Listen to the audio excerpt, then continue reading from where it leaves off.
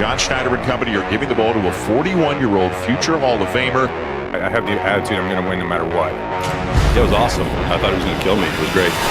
Swing and a miss, strike three. 5 Ks for Scherzer. He is shredding. Mad Max is turning back the clock tonight. Swing and a miss. Strikes him out. When you sign a guy like Max, these are the moments you do it for.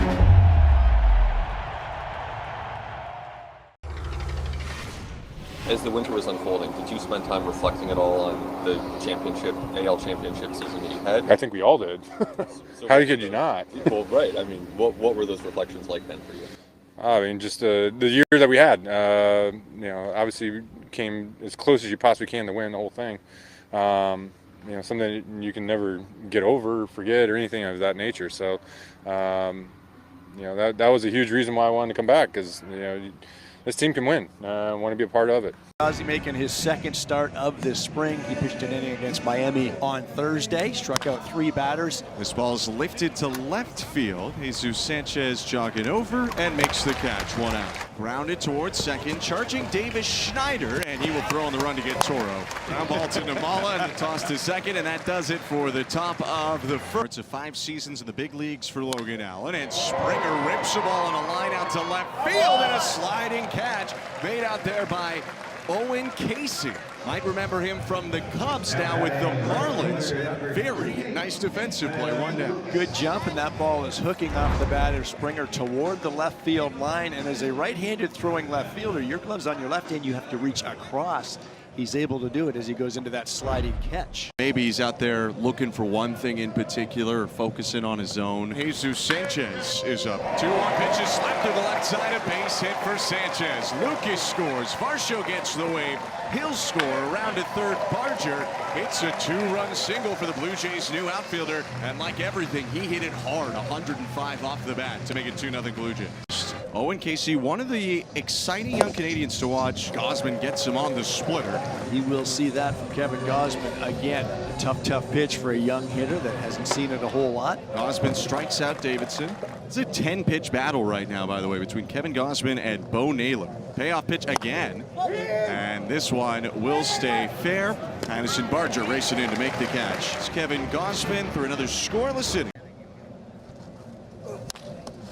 Bouncer up the middle, it's trouble and through. A base hit for Lucas. Namala scores, and right behind him, Sean Keys. Springer around to third. A 2-run single for Lucas. It's 5-0 Blue Jays. Just a classic Nathan Lucas at-bat right there. He gives you absolute fits by putting the ball in play, makes you come into the zone. The game, I mean, you can see him. He's locked in. And he shoots this one through the left side again. Varsho getting the wave around third. Owen Casey tosses into Toro, who cuts it off. Varsho scores 3 RBIs in 2 innings for Hayes. 0-1 pitch lifted by Bo Naylor to center field. Jonathan Clase, the new center fielder, slides to make the play. Clase coming on this inning for Dalton Varsho. A late burst from the speedy outfielder to take away a hit. I think this one got off the end of the bat just a bit. Clase over into the right center gap a little bit. Had a long way to go, but he can recover quickly. Veteran bat to have in the lineup for Greg Hamilton, and that's again when he talks about that experience on this roster. As Naylor crushes one right field and deep, it's off the glove of Pinyango and down on the track. Ripping around second base and into third goes Abraham Toro. Josh Naylor with a screaming single to the track, and the Canadians are threatening first and third. Nobody out. It was screaming indeed. This was a laser shot out to right field. I thought it was going to go straight off the fence. About the AL East, but they have added some thump to their lineup. O'Neill hits one to right center field. Clase ranging over, makes the grab. Tagging from third, Toro will come in to score. Naylor up to third, a sacrifice fly, and Canada is on the board thanks to an RBI from Tyler O'Neill.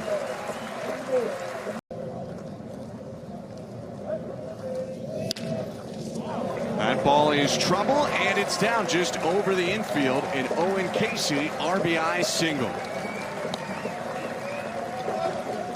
7-2.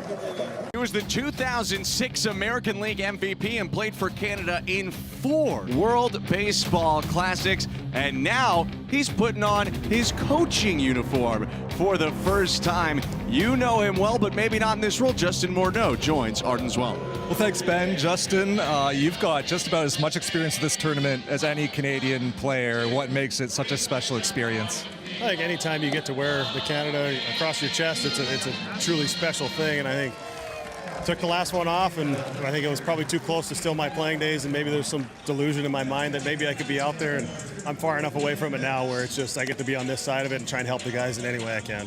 For guys like Tyler Black, Matt Davidson going to their first tournament, what would your advice be to them? I think we talked about it in the meeting yesterday. In a time where you're normally used to these spring training at-bats and you're just trying to get ready for the season, your goal is to be ready for March 26th. You got to be ready for when that first game of the first game of the tournament. We have to be ready, and I think we're talked about it in the at-bats today. The at-bats have gotten better as the game has gone along, but I think it's just being ready from that first pitch of the first game, and I think guys understand that. And once that red light turns on and the games matter, we see Colombia, we see Panama, we see different jersey out there. I think the guys are going to find that extra level of adrenaline. Yeah, we talked to Ernie earlier about how you really have no choice but to come together quickly as a team. What goes into that behind the scenes? Actually, was talking to Stubby about that. I said the teams in the past, we always managed to have that street hockey game going, whether it was on the backfield over at the minor league complex or in front of my house in Arizona. So we actually brought some mini sticks for the hospitality room once we get down there in Puerto Rico. So maybe we'll get the boys going a little bit with a little less stress. And so, but it's so hard because you're trying to find, what is the identity of this team? What are we going to do? How are we going to play for each other? How is everyone going to come together in a very short amount of time? And I think, you spend time together, you play some games, and you start to get a feel for each other's personalities, who's the leader, who we're going to follow, who we're looking up to. And I think having Naylor here is huge. He's a leader. He's got the C on his chest for a reason. I think he's a guy that everyone can look to, and if he goes out there and is ready to go and shows us how to do it, everybody kind of follows a guy like that.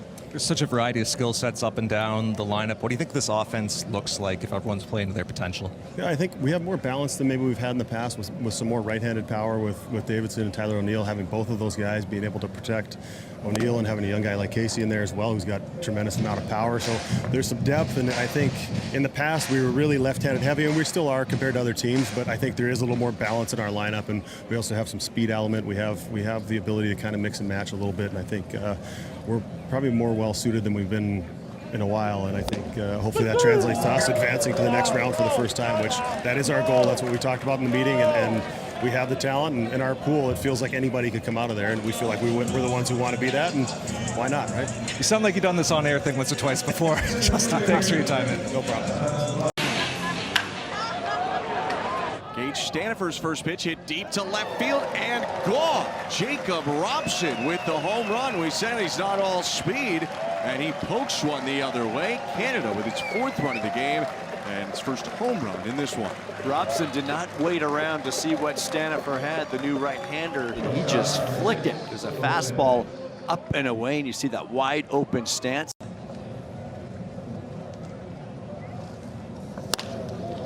He lines this one foul off to the left, and the count goes full. Whoops.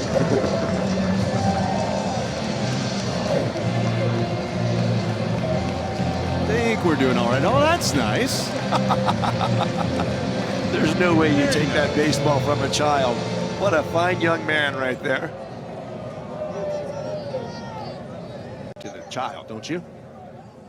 I'm just here representing the Blue Jay fan. You represent the Tiger fan. Ground ball hits off the glove of Tirada, bounces into right field. Coming around third and in to score is Otto Lopez. Canada has made this a 2-run game.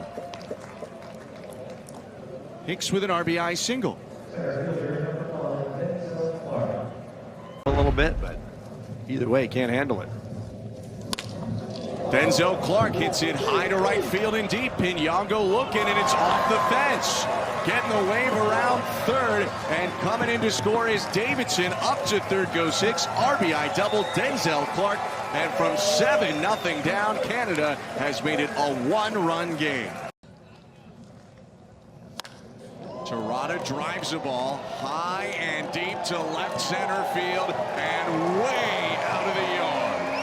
A A sky-scraping home run for Riley Terada, and the Blue Jays jump in front again, 10-7. Riley Terada is a big guy, and he really gets a good load into his legs. And when he turns, it's a tight turn, and he fires everything at once. Once he identifies the baseball, he just unloads on it.